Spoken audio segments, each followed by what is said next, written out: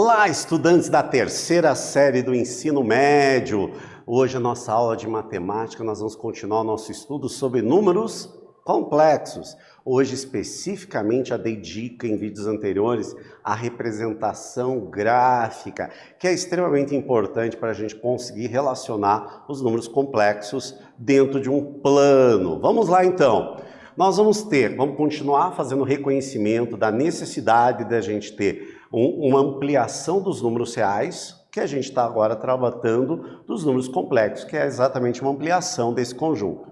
Identificar dentro do plano Argand-Gauss, que é do plano parecido com o plano cartesiano, que a gente já conhece há muito tempo, os números reais e números imaginários puros.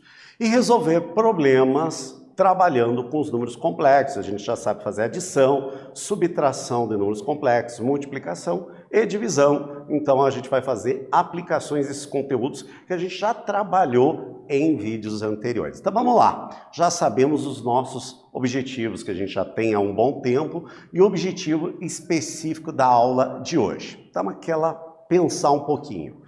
Com os números reais, podemos fazer, além das operações matemáticas, representações e estudos geométricos. Será possível fazer as mesmas representações geométricas com os números complexos? As mesmas não, mas muito parecidas. É exatamente o que nós iremos fazer no nosso dia de hoje, no nosso vídeo de hoje. Então aqui nós já conhecemos o nosso plano cartesiano, que é tradicional e a gente precisa para estudar várias coisas dentro da matemática. Aqui nós temos o nosso sistema cartesiano, onde nós temos no plano dois eixos que são ortogonais entre si, ou seja, formam 90 graus entre eles, aonde aqui nós temos o eixo das abscissas, que é o eixo X, e o eixo das ordenadas, que é o Y, né? Muito comum a gente falar, na horizontal é a abscissa e na vertical as ordenadas. No meu caso aqui, eu posso até usar essa denominação, já que minha tela aqui, ela está no formato vertical. Mas é meio esquisito a gente falar isso quando a gente está escrevendo no caderno, por exemplo, sobre o livro na carteira, falar vertical e horizontal, né? Mas a gente conseguir visualizar o eixo X como o da abscissa, visualizar que o eixo da ordenada é Y, é muito interessante para que a gente consiga fazer. Esse plano cartesiano a gente já sabe, vem de Cartésio, René de Cartésios, que é o nome dele latinizado, né? Que na verdade é um francês que viveu lá de 1596 a 1650, e ele formou o que a gente chama do sistema cartesiano. O sistema cartesiano é quando nós trabalhamos em 3 dimensões, mas aqui nós temos uma simplificação bidimensional, onde nós temos apenas duas dimensões, a dimensão X e a dimensão Y. E daí nós temos dentro do plano cartesiano esta região que ficou determinada, que o plano divide em 4 áreas, que no sentido anti-horário, aqui vai ser a região do primeiro quadrante, segundo quadrante, terceiro quadrante e quarto quadrante. Para a gente localizar pontos ali, a gente sempre vai ter um par ordenado, onde o primeiro é o X e o segundo é o Y.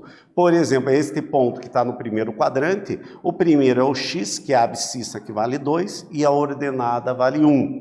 Este ponto que está no quarto quadrante, a abscissa vale 3 positivo e a ordenada vale menos 3. E os outros dois que estão no segundo e no terceiro quadrante, exatamente a mesma coisa. Mas qual a relação que nós vamos ter com os números complexos? Porque nós vamos ter o que nós chamamos de plano de Argand-Gauss, que nós vamos ter um eixo imaginário e o eixo real, tá? Da mesma maneira que nós tínhamos o plano cartesiano. Só que aqui agora, o que a gente chamava de eixo X, ele vai representar os números reais. E o eixo Y, que a partir de agora a gente vai chamar de eixo imaginário, nós vamos representar os números imaginários puros. Então aqui a gente vai imaginário puro e aqui o nosso real puro. Muito similar, por isso que a gente fez a revisão do nosso plano cartesiano. Tranquilo? Então vamos à frente aqui a representação. Aqui eu tenho o número imaginário A mais BI. O A seria a parte real pura, que ele vai ter a representação aqui no eixo dos reais.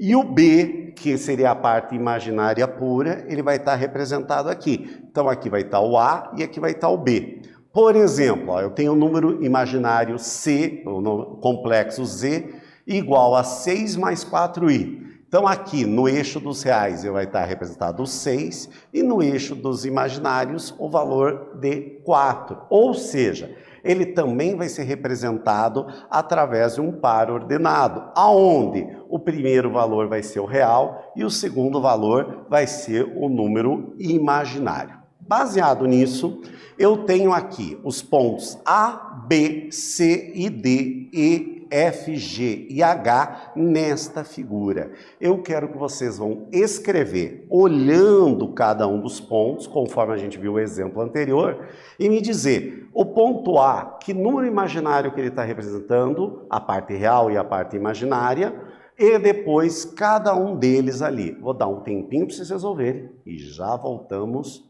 conferir os resultados e, se ficar alguma dúvida, retirar essa dúvida, porque isso é fundamental para a continuidade do nosso estudo dentro dos números complexos. Um instantinho, já voltamos.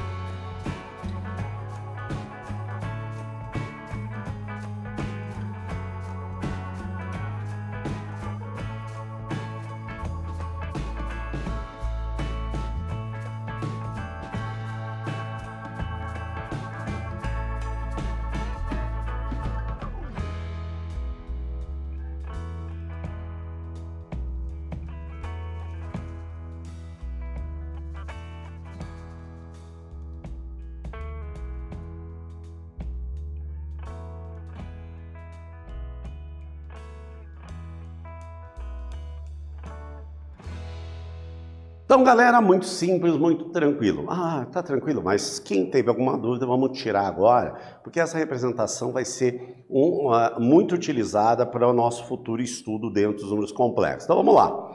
Eu tenho aqui ponto A, o ponto B, o ponto C, o ponto E, o G, o F e o H. Quero destacar o ponto B e o ponto C aqui. O que eles têm diferente dos demais? Aqui o B, se a gente for olhar, ó, ele não vai ter a parte real. A parte real vai ser 0. Então, se ele está sobre o B, ele somente vai ter a parte imaginária. Ao contrário, o C aqui, que o C vai ser apenas dada pela parte real aqui, que é menos 5. Então, nesse caso, e também o B e o C não estariam dentro daqueles quadrantes, eles estariam sobre o eixo, ou o eixo imaginário ou o eixo real. Eu quero saber cada um desses pontos que eu tenho aqui, qual é o número imaginário correspondente. Então, vamos verificar aqui, então. O ponto A que está aqui, ele tem 4 para o número real e 2 para o imaginário. Então, ficou 4 mais 2i. Não esquecer da parte imaginária, tá a representação do i para a gente mostrar que é o imaginário. O B, aquele que eu comentei com vocês, somente vai ter o imaginário puro, que vale 6i, ou seja, não tem a parte real. O C, também que eu comentei já com vocês, ele vale menos 5 e não tem a parte imaginária, né? O D, o valor do valor real, menos 3, e o valor imaginário, 4i. Então, está aqui escrito.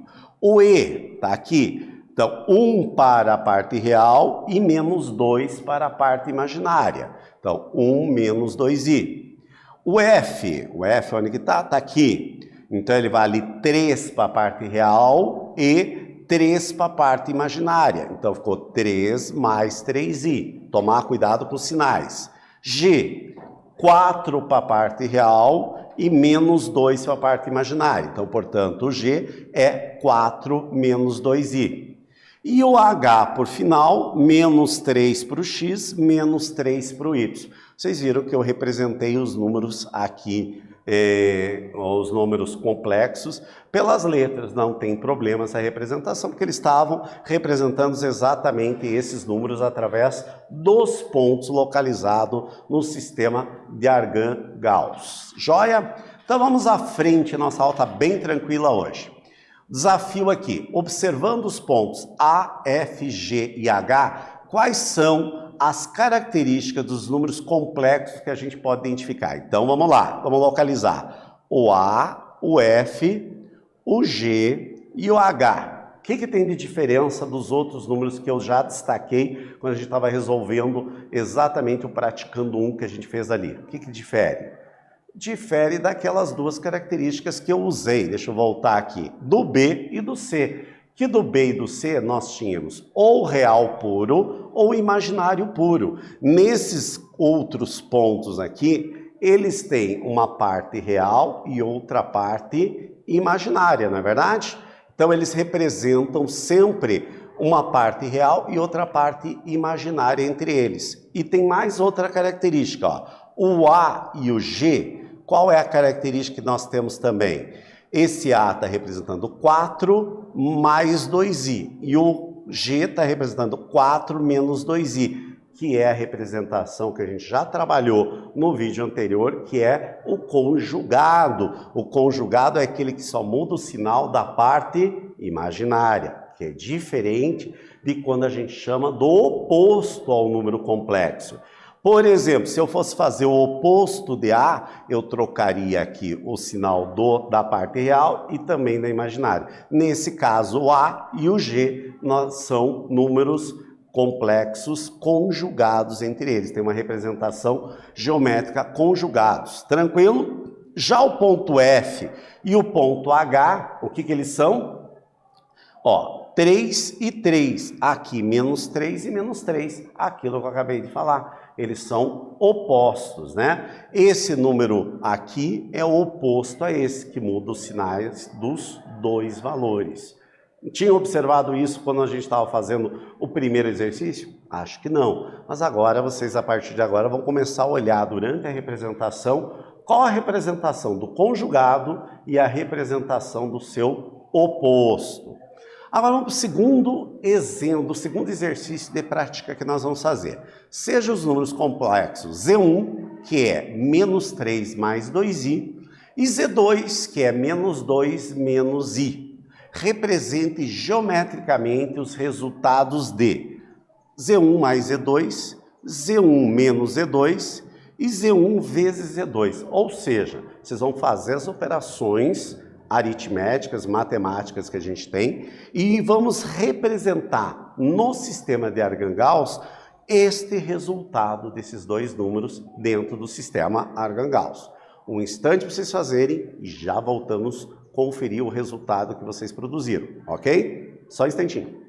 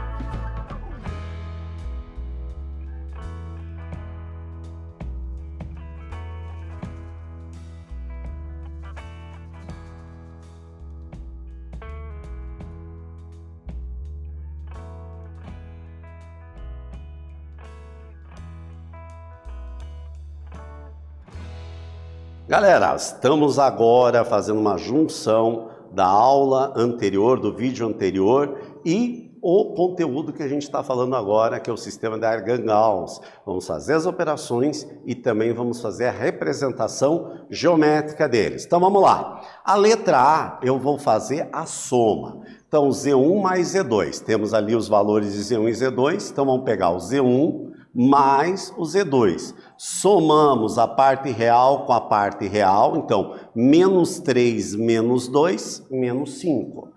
Daí operamos também a parte imaginária com a parte imaginária. 2 menos i vai dar 1i. Não precisamos colocar a representação do 1. Então, portanto, ficamos 5 mais i. Este valor representando aqui no sistema de Argand-Gauss, menos 5 do real aqui e 1 para a imaginária. Portanto, esse seria o ponto de representação no sistema de Argand-Gauss da soma de Z1 mais Z2. Tranquilo, gente?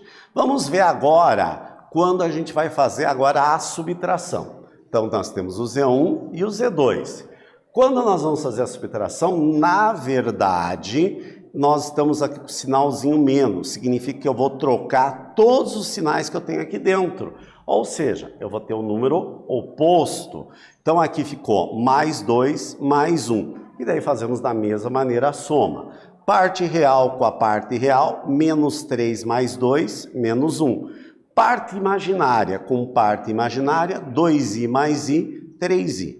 Este agora a gente vai representar no eixo dos reais, menos 1, no eixo dos imaginários, 3. Aqui nós temos a representação do ponto Z1 menos Z2, desculpe, Z1 menos Z2, tranquilo? E agora, para encerrar, vamos fazer o produto. O produto Z1, colocamos aqui, vezes Z2. Como é que a gente faz mesmo? Fazemos a propriedade distributiva. Menos 3 vezes menos 2, 6, menos 3 vezes menos i, mais 3i. 2i menos 2, menos 4i, mais 2i vezes menos i, menos 2i ao quadrado. Lembrando, i ao quadrado vale menos 1, fazemos a substituição aqui, né? 2 vezes menos 1 vai dar mais 2. E aqui já foi feita a operação, 3 menos 4i menos i. Então aqui, como nós vamos ter mais 2 com 6, 8, menos i. Agora vamos representar esse número, 8 na parte real, e menos 1 na parte imaginária. Portanto, este ponto vai representar o produto de Z1 vezes Z2. Tranquilo? Então, vamos lá.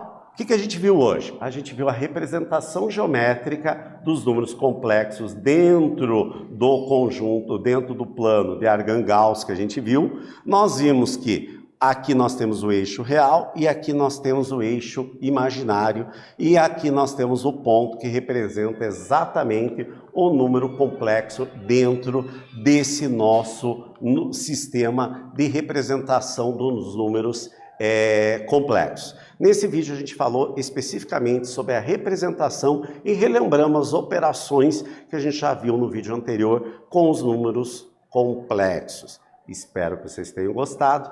E até breve, pessoal.